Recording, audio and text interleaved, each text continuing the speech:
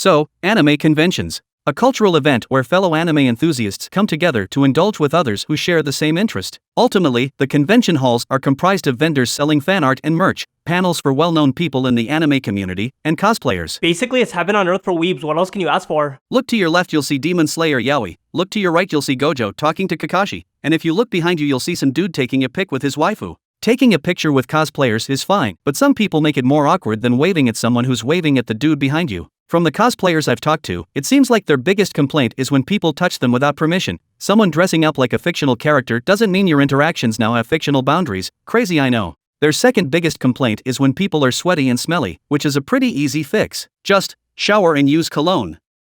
Yeah.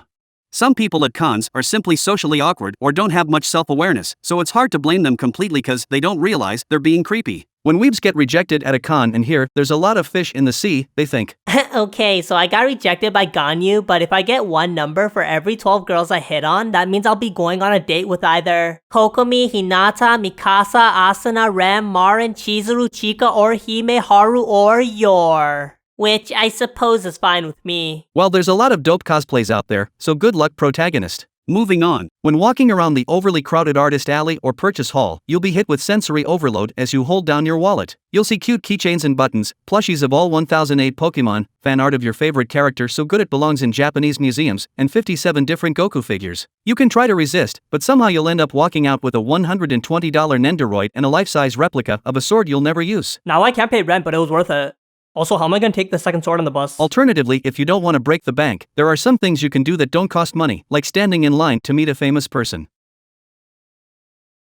Ayo, one step closer, let's go. People who do this have diamond willpower, because you usually have to wait hours for an interaction that lasts a few seconds. But the picture and signature last forever. Sometimes these lines stretch outdoors, and if you can't stand in 35-degree weather for 3 hours, can you even call yourself a real fan? Where's your passion, bro? You gotta be more dedicated. For me personally, I don't think it's worth it. 1, because there's no celebrity I love to that degree, and 2, I don't think it's a fun way to spend time at a once-a-year event. I'd rather walk around with my friends experiencing the con, because if I got a signature I'd probably just throw it in my drawer and never look at it again anyways. Also, if the way happens to be outdoors, this leads to issue number 2, sweating and becoming smellier. Smellier. That's a weird word. Hey, there's plenty of time to stand in line, okay? We could just attend all 3 days of the con. Whoa, go to the con on Sunday too? Are you a crazy psychopath? No one does that. For those who only go on the 3rd day of a con, what happened in your childhood? Literally nothing happened in my childhood. I'm completely fine. Well, there's always at least one person at a con who does some weird public stunt like running up to girls and shouting Nezuko, or yelling as he transforms. If you only go on Sunday, you'll likely miss that experience, which would be a shame. For people who live in a different city and attend multiple days of the con, it's common to get an Airbnb or hotel room. To save money, these rooms are often packed to the brim and shared amongst friends, a group you found online, or individuals you met at the con. If you're sleeping on the floor with 7 other people, don't worry, that's normal. It's like Jenga, you have 1 slot of space to make your way across the room. Just make sure the people you're staying with aren't sketchy. There have been too many instances of a 43-year-old Meliodas cosplayer staying in the same room as a lolly. If you don't see why that's weird, then something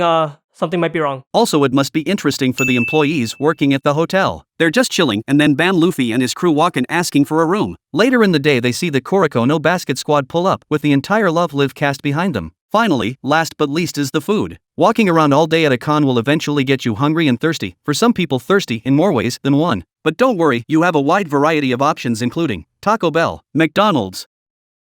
Similar to the hotels, the cashiers have the honor of serving the Straw Hat Pirate crew. Congoers have no other food options in a 5-mile radius, so get comfy. To get your McDouble you'll probably have to wait in line for quite a while, which you should be used to by now. After eating your McDouble and chicken nuggets, the day comes to an end, as it's time to part ways with your squad. The feeling is bittersweet, as your fellow journeyman kept your wallet in check, held your belongings when you went to the washroom, and made you stand in line with them. A single teardrop rolls out your eye, and with that, your con experience is complete.